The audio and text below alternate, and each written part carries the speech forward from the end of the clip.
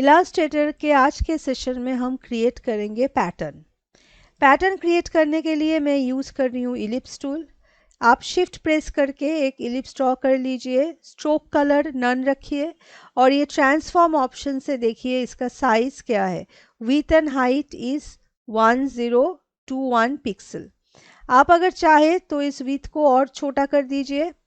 Make sure ये constrain option on है ताकि विड्थ एंड हाइट साथ में चेंज हो जाए।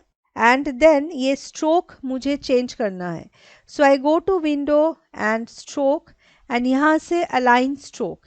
ये फर्स्ट ऑप्शन सिलेक्टेड है, align stroke to centre. Then मैं सिलेक्ट कर रही हूँ align stroke to inside and then align stroke to outside. मुझे यूज़ करना है अलाइन स्ट्रोक टू इनसाइड और आप स्ट्रोक पैनल को ऑफ कर दीजिए। Then alt and shift press करके ये सर्कल को छोटा कर दीजिए। मेक श्योर दैट ये सर्कल विजिबल हो। ये ट्रांसफॉर्म पैनल आप विंडोज और ट्रांसफॉर्म से भी मिल सकता है। मेक श्योर ये स्केल स्ट्रोक्स एंड इफेक्ट्स ये चेकआउट रहे, ये ऑन ना रहे और यहाँ से आप विड्थ और हाइट चेंज कर सकते हैं। ये सर्कल का मैं विड्थ कर देती हूँ 300 एंड अभी इसका मैं डुप्लीकेट करूंगी। So edit, copy, edit, paste in place. यहाँ मैं ऐड कर रही हूँ another 300 pixel, means total 600 pixel. Then फिर से आप ये स्टेप को रिपीट कीजिए। Edit, paste in place, then 600, then it is 900 because it was 300, 600, so it will be 900. Then again आप same step फिर से repeat कीजिए। Then I have to add 300, so it is 1200. अगर आप चाहे तो आप last और एक बार भी ये step को repeat कर सकते हैं। So 12 plus 3 is 15. अभी आप ये सब circles को साथ में select कीजिए, right click and group, and इस object को पेज के सेंटर में डाल दीजिए।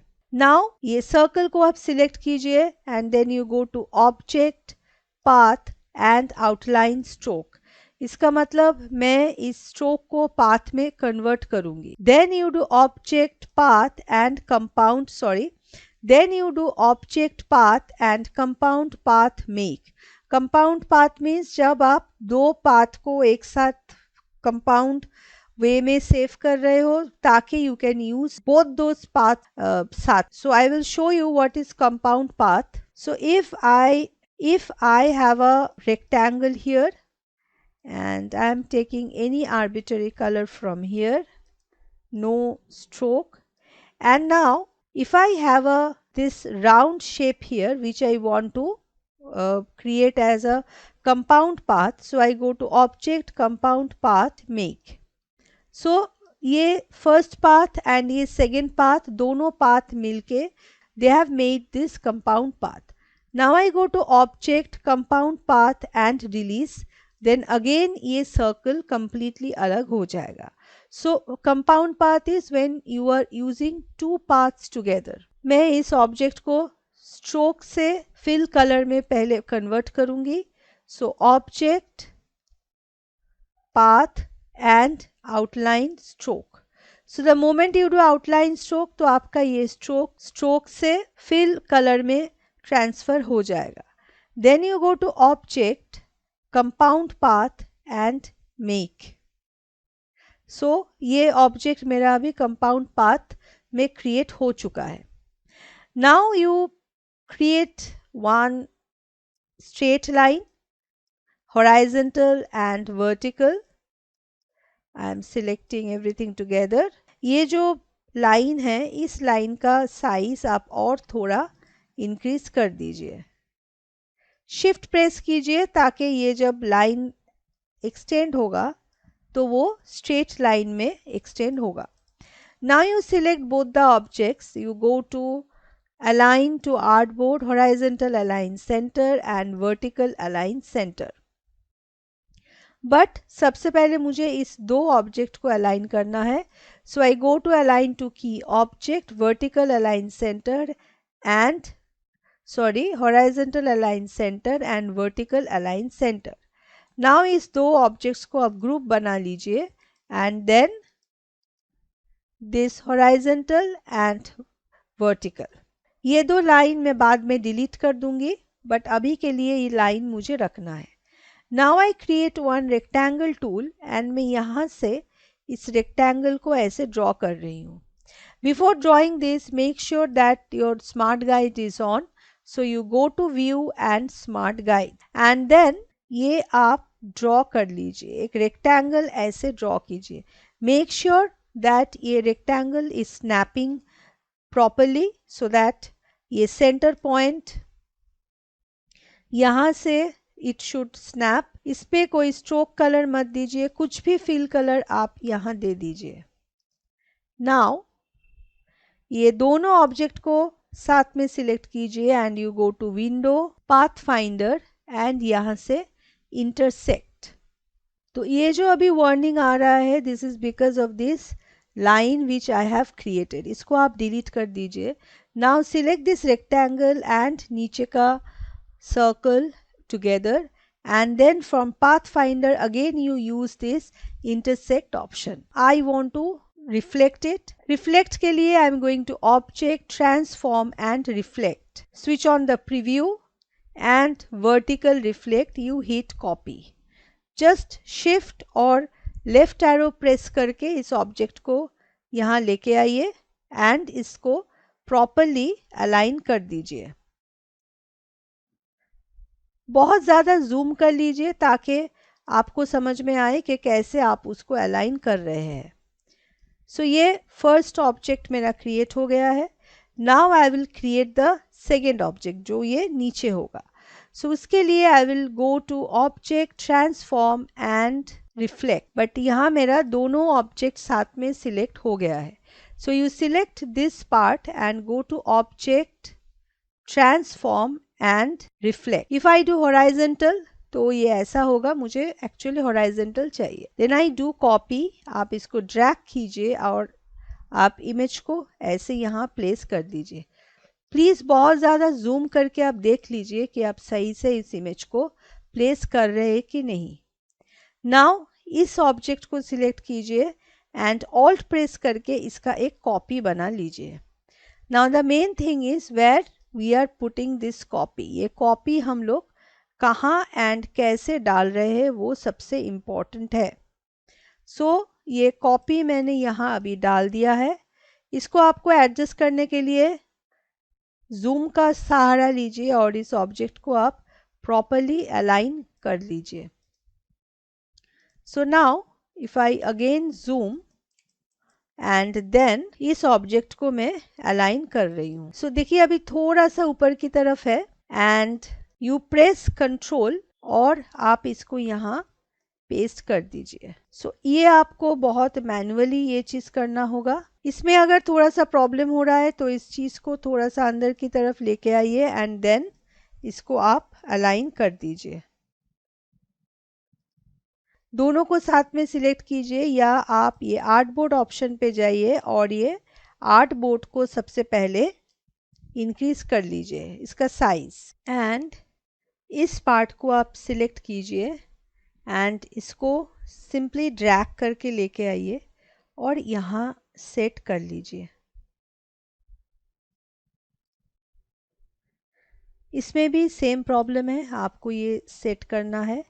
सो एक बार चेक कर लीजिए कि स्नैप टू पिक्सल या कुछ ऑन है कि नहीं। तो मैं इस चीज़ को यहाँ डाल देती हूँ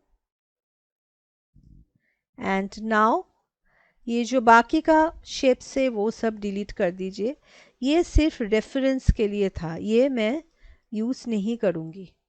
नाउ इस दोनों को इधर लेके आइए और कोई भी एक पैटर्न का कलर आप चेंज कर दीजिए ताकि आप इसको समझ पाए।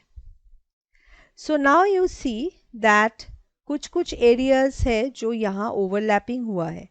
और एक चीज़, आप ये जो डिस्टेंस है, जब हम लोग इसका विड्थ एंड हाइट इंक्रीज करके हम लोग डिस्टेंस दे रहे थे, जितना ज़्यादा ये डिस्टेंस होगा उतना ज़्यादा आपके लिए डिज़ाइन बनाना इजी होगा। बट अभी डिस्टेंस कम है इसीलिए मैं इसमें कुछ नहीं कर सकती। सो अब दोनों ऑब्जेक्ट को साथ में सिलेक्ट कीजिए और यहाँ से क्लिक कीजिए शेप बिल्डर टूल। जो पार्ट यहाँ ओवरलैप हो रहा है विथ वाइट वो पार्ट्स को आप डिलीट कीजिए आप ऑल्ट प्रेस कीजिए और फिर यहाँ क्लिक कर लीजिए ताकि ये वाइट पार्ट जहाँ जहाँ है सब डिलीट हो जाए। सो अभी आपके पास ऐसा दो ऑब्जेक्ट है। नाउ ये दो ऑब्जेक्ट को मुझे एक ऑब्जेक्ट करना है और एक ऑब्जेक्ट करने के लिए मैं यूज़ करूँगी शेप बिल्डर टूल। सो शेप बिल्डर टूल से मैं ये सब ऑब्जेक्ट्स को सिंगल ऑब्जेक्ट में कन्वर्ट करूँगी। ये सब आप ऐसे सिंगल ऑब्जेक्ट में कन्वर्ट कर दीजिए। तो अभी इस ऑब्जेक्ट को आप यहाँ प्लेस कीजिए एंड इसको डुप्लीकेट कर लीजिए और डुप्लीकेट को यहाँ आप प्लेस कर दीजिए। मुझे इसको रोटेट करना है तो मैं शिफ्ट प्रेस करके भी मैं रोटेट कर सकती हूँ। इधर आप ऑब्जेक्ट ट्रांसफॉर्म से इसको रोटेट कर लीजिए। नाउ ये दोनों ऑब्जेक्ट को आप साथ में सिलेक्ट करके ग्रुप कीजिए एंड इसको यहाँ पेस्ट कीजिए। अगर इसको आपको रोटेट करना है तो इसका कोई फ़ायदा नहीं है, बट अगर आपको शेप कुछ और करना है देन आप कोई एक सिंगल पैटर्न को कोई एक सिंगल ब्लॉक को लीजिए और इसको आप रोटेट कर दीजिए। और अगर अलाइनमेंट का थोड़ा बहुत इशू हो रहा है देन आप पैटर्न को थोड़ा सा स्केल डाउन भी कर सकते हैं। तो ये एक साइड का पैटर्न को मैं सिलेक्ट करूँगी तो मैं इसको अनग्रुप कर रही हूँ एंड मैं ये पैटर्न को सिलेक्ट करके इसको पेस्ट कर रही हूँ। सो आप इसको भी यहाँ डाल सकते हैं अगर आपको दूसरा कोई शेप चाहिए तो। एंड आपका जो फाइल साइज़ है उसमें इसको फिट कर लीजिए एंड ऑब्वियसली आप कीजिए एक बार ये horizontal and vertical align centre. यहाँ से थोड़ा सा छूट गया है वो आप ड्रैग करके कवर कर लीजिए। Same with this side also. Now इस चीज़ को मैं पैटर्न के हिसाब से यूज़ करूँगी। So I select this. You can go to object, pattern and make, या you can go to window and pattern options. यहाँ से आप कर सकते हैं मेक पैटर्न। आप और एक चीज़ कर सकते हैं, ये देखिए ये यहाँ ऐड हो गया है, इसको मैं डिलीट कर रही हूँ स्वॉच पैनल से। ये आर्टवर्क को या इस वेक्टर ऑब्जेक्ट को आप ड्रैग करके स्वॉच पैनल में लेके जाइए तो ये ऑटोमेटिकली पैटर्न क्रिएट हो जाएगा।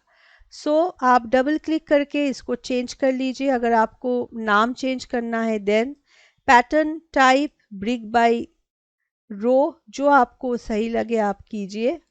Now I will use this object as a pattern. So pattern के लिए आपको पहले उस ऑब्जेक्ट को सेव करना होगा ताकि आप दूसरा कोई फाइल खोले उसमें भी ये पैटर्न विजिबल हो। तो इसलिए आप ये हैमबर्गर मेन्यू के ऊपर क्लिक कीजिए। इसके लिए आप ये नीचे जो आइकन है इस आइकन के ऊपर क्लिक कीजिए और यहाँ कीजिए सेव स्वॉचेस। मेक श्योर आपका ऑब्जेक्ट इस पाथ में ही सेव हो, नहीं तो बाद में इसमें प्रॉब्लम हो जाएगा। Then I write custom pattern. So ये फाइल अभी सेव हो गया। ये जो पैटर्न आपने क्रिएट किया वो पैटर्न बन के ही सेव हुआ है। Now you open your file. आप ऐसे रेक्टेंगल टूल यहाँ ड्रॉ कर लीजिए। अब देखिए यहाँ वो पैटर्न नहीं है। सो मैं यहाँ क्लिक करूँगी और मैं जाऊँगी user defined custom pattern. User defined मतलब जो पैटर्न मैंने डिफाइन किया है वो। So when I click on custom patterns तो मेरा ये ऐसे यहाँ आ जाएगा, बट ये बहुत बड़ा साइज लग रहा है तो मुझे इसको ठीक करना है।